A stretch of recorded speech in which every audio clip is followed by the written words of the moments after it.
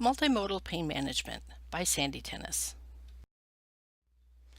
So why are we talking about this? National and medical news is filled with articles about the opioid crisis. The Joint Commission published new and revised pain management standards that went into effect January of 2018 to address the opioid crisis and to also create guidelines for healthcare providers to develop individualized treatment plans using evidence-based practices to manage patients' pain. Undermanaged pain is the problem.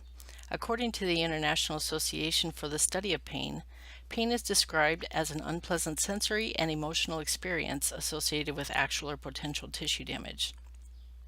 Achieving adequate pain management in the postoperative patient continues to be a challenge for nurses and healthcare providers. The use of narcotics alone to treat postoperative pain is not always effective, and the side effects of nausea, constipation, pruritus, and sometimes respiratory depression can prolong recovery periods as well. The significance of pain management. The impact of undermanaged pain affects postoperative recovery times, patient satisfaction, and can lead to postoperative complications such as pneumonia, increased anxiety, disruption of sleep, and decreased mobility, all of which lead to a prolonged recovery period and compromise patient outcomes. So the question is, in the acute post-surgical patient, does the use of multimodal analgesia versus standard unimodal analgesia demonstrate improved pain management in the acute postoperative setting? One study demonstrated that by using a combination of NSAIDs and acetaminophen in conjunction with opioids for postoperative pain management provided opioid-sparing efficacy along with significant improvements in pain scores and reduced any opioid-related side effects. A meta-analysis of 17 randomized control trials found that perioperative patients receiving gabapentinoids had significant reduction in opioid consumption and side effects, along with decreased pain responses. A meta-analysis of 4 randomized control trials demonstrated using multiple analgesic interventions with different mechanisms of action has shown similar or superior efficacy versus individual agents, as well as improved safety and tolerability. So what is multimodal analgesia? It's considered balanced analgesia that combines analgesics from 2 or more drug classes, like opioids plus NSAIDs, that have different mechanisms of action and target different pain pathways. This produces a synergistic effect at lower analgesic doses and is an evidence-based approach recommended for both acute and chronic pain, and also includes non-pharmacological interventions. Examples include opioids and opioid-like drugs, non-opioid analgesics like acetaminophen and NSAIDs, serotonin and norepinephrine reuptake inhibitors, tricyclic antidepressants, anticonvulsants and muscle relaxants, neuraxial interventions,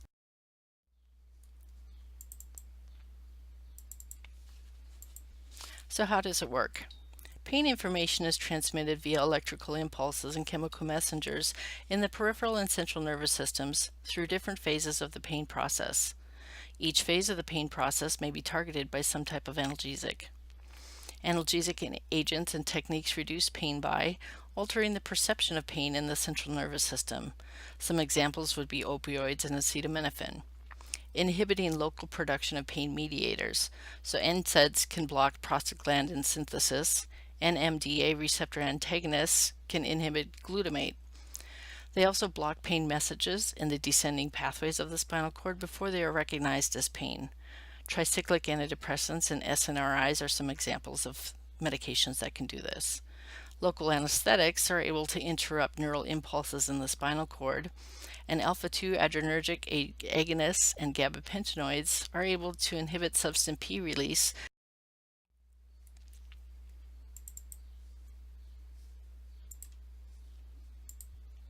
Complementary therapies. These are considered complementary and not a substitute for analgesics. A recent study demonstrated that music, patient education, and deep breathing relaxation were judged favorably by nurses as evidence-based practice interventions. Cognitive behavioral therapies such as interoperative suggestion, relaxation methods, guided imagery, and hypnosis have been shown to have some positive effects on postoperative pain, analgesic use, or anxiety when used in addition to medications. Ice and heat are also able to work in this fashion. Transcutaneous electrical nerve stimulation.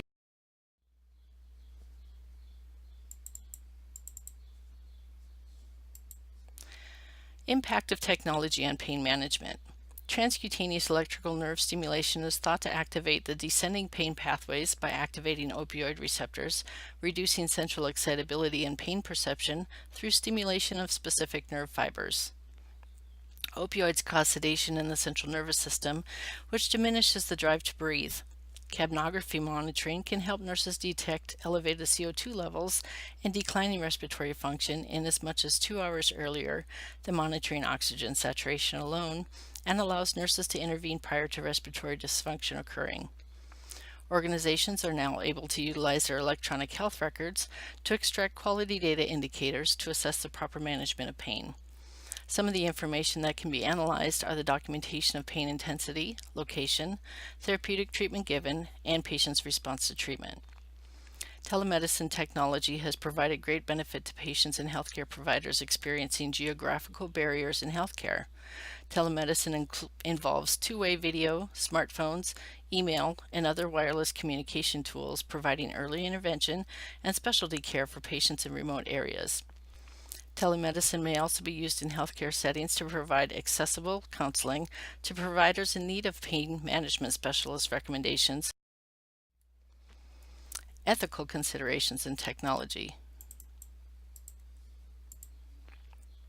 There's a growing concern with security or data breaches to healthcare information.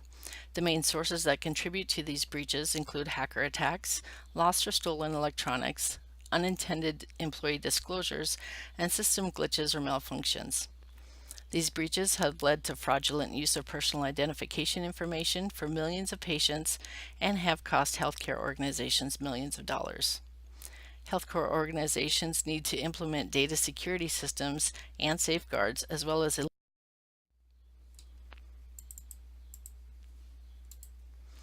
challenges and barrier with technology. Healthcare personnel may use their own portable devices like smartphones and tablets for work-related tasks, but may not have password protection on their device, or they may willfully connect to unsecure networks with their devices, which increases the risk for data breaches. EHRs have multiple paths for documenting the same information, which creates difficulty in conducting audits and data collection for accreditation and federal requirements.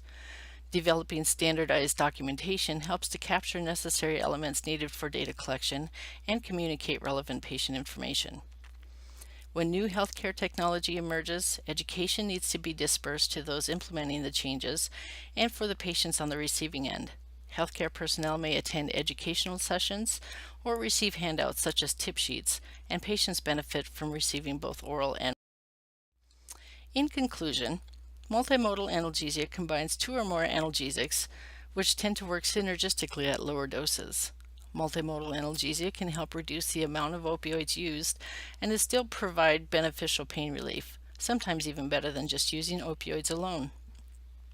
Complementary, non-pharmacological therapies should be used in conjunction with analgesia and are not considered a substitute for analgesia.